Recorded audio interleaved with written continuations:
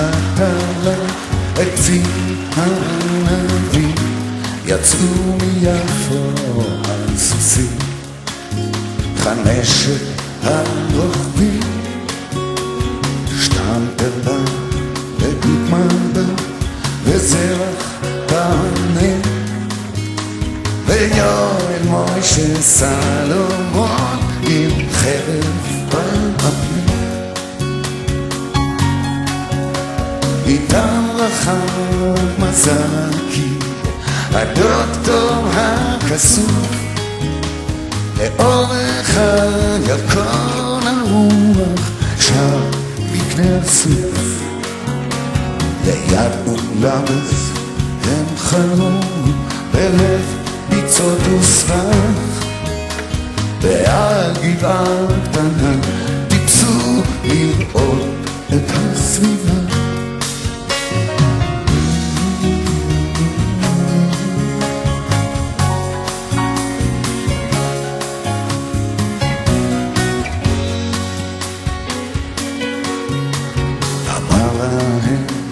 מזרקי אחרי שעה קצרה איני שומע ציפורים, וזה סימן נורא אם ציפורים אינן שרות, המוות פה מולך, כדאי לצאת מפה מהר, הנה אני אומר. קפץ הדוקטור על סוסו, נכנס על בריאותו, והרעים שלושתם יצאו לשוב לביתו. אמר אז יואל סלומון ושתי עיניו רוצות, אני נשאר הלילה פה על הגבעה הזאת.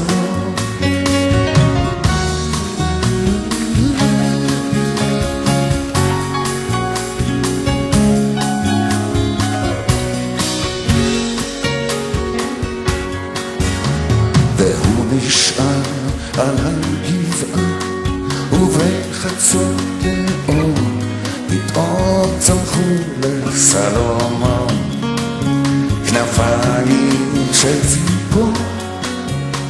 לאן הוא עף, לאן ברח, אין איש אשר ידע, אולי היה זה רק חלום, אולי רק אגדה.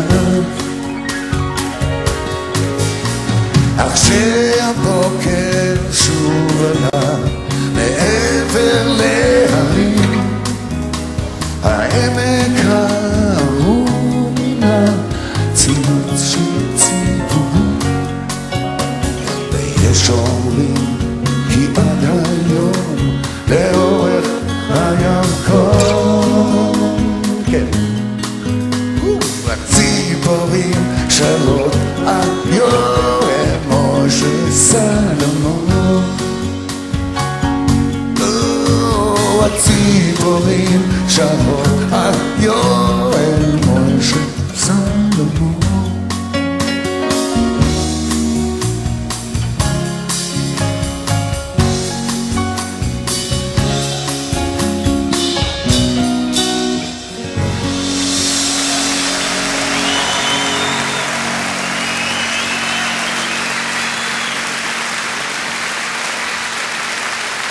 שיר כזה, המילים של